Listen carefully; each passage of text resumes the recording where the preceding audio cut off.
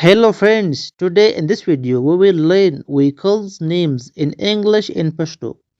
ګرانو ملګرو، هر هغه ملګری چې انګلیسي ژبه زده کول غواړي نو اول به هغه کس د انګلیسي لغاتونه زده کوي، بیا به د دغه لغاتونو په مرکب کولو سره جملې جوړوي. یعنی مطلب می دا دی چې تر هر څه مهم و دغه زده کوونکي ته لغاتونه دي، خو سره د سپیلینګز یعنی د لغاتونو زده کړه په هر حرف سره. نو له همدې کبله مې لکه د مخکې په شان یو بل ویډیو په اړه د نومونو د وسایلو لکه موټرونه ډېر رقم په رقم ډولونه یې دغه رقم نور ډېر څه، خو صرف چې تاسو د لیز زموږ سره اوسئ د دغه ویډیو په کتلو کې نو به ډېر څه له دغه یوې ویډیو څخه ترلاسه کړئ. هیله مې دا ده چې د خوښۍ وړ مو وګرځي. مننه.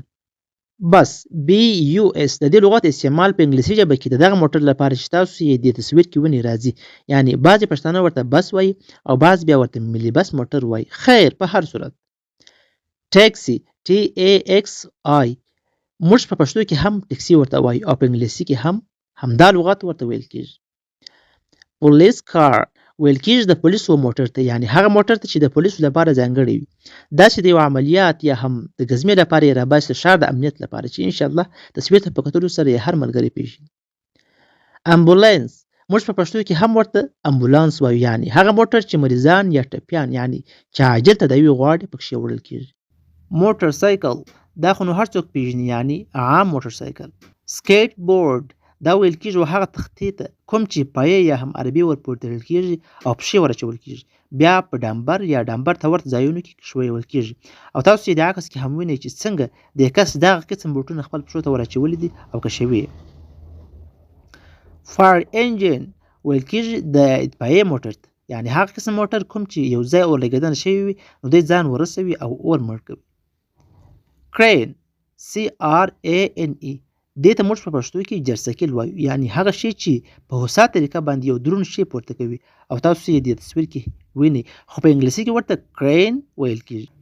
فورکلیفټ دا هغه موټر ته ویل کېږي کوم چې مخ طرف ته داسې شاخه یا پنجه ولري چې بار په وړل کېږي. فورکلیفټ.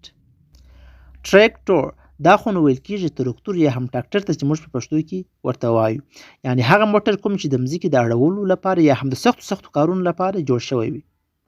ریسایکلینګ ټرک دا بیا ویل کېږي هغه موټر ته چې هغه د اشغال بیلران ورته وایست، چې ورته وایست دغه چې وړي و خارج ته، یعنی چې په کلیو یا بازارونو کې چې کومه مرداري پرته وي هغه پورته کوي او وړي یو بهر ته، دې ته په انګلیسي کې ریسایکلینګ ټرک وایي او هغه بیلر ته خپله هغه بیلر ته ریسایکل ویل کېږي. سیمنټ میکزر و دې تصویر ته په کتلو سره تاسو خپله پوهېږئ چې سیمنټ میکزر یعنی هغه ماشین چې سیمنټ سره ګډوي او سموي.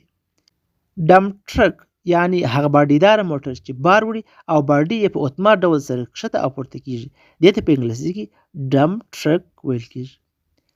سبوی ویل کېږي هغه لارې ته چې تر مځکې لاندې تېره سوې وي، تاسې یې وینئ د دې بس عکس او تصویر تر مځکې لاندې اخیستل شوی دی. هلیکوپټر ویل کېږي هلیکوپتري طیارې ته هغه چې څرخکان لري. ایرپلین دا بیا ویل کېږي هغه طیارې ته کوم چې لوړه الوتنه کوي لکه جیټ طیاره، ډرون، دغسې نورې طیارې. بالون هغه ماشومان چې ساعتونه په تېروي چې موږ ورته پوکاڼه یا ګاز والا بوغۍ وایو، هغه ته ویل کېږي بالون یا هم بلون BALLON. کیریج ویل کېږي اسګاډۍ ته چې هر ملګری یې پیژني. روبوټ دا بیا کښتۍ ته ویل کېږي هغه کښتۍ چې کوچنۍ کوي په څمڅیو باندې چلول کېږي، ماشینداره نه وي، یعنی یو منزله کښتۍ ته په انګلیسي کې روبوټ ویل کېږي. بوټ دا هم ویل کېږي کښتۍ ته، خو هغه کښتۍ چې په ماشین سره چلول کېږي، 2 منزله 3 منزله یعنی غټه ماشینداره کښتۍ وي.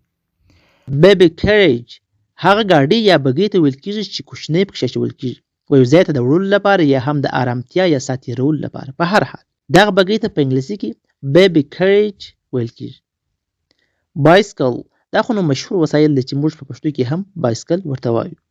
ماونټین بایک دا هغه موټر سایکل ته ویل کېږي کوم چې د غرونو لپاره یا هم لوړو ځایونو ته د پورته کېدلو لپاره جوړ شوی وي، یعنی دې تصویر ته په کتلو سره مو خپله سر خلاصېږي او خپله د ماونټین لغت معنا ده غر.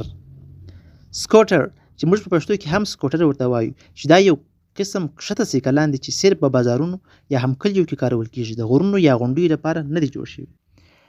ټراین دا ویل کېږي ریل ګاډۍ ته.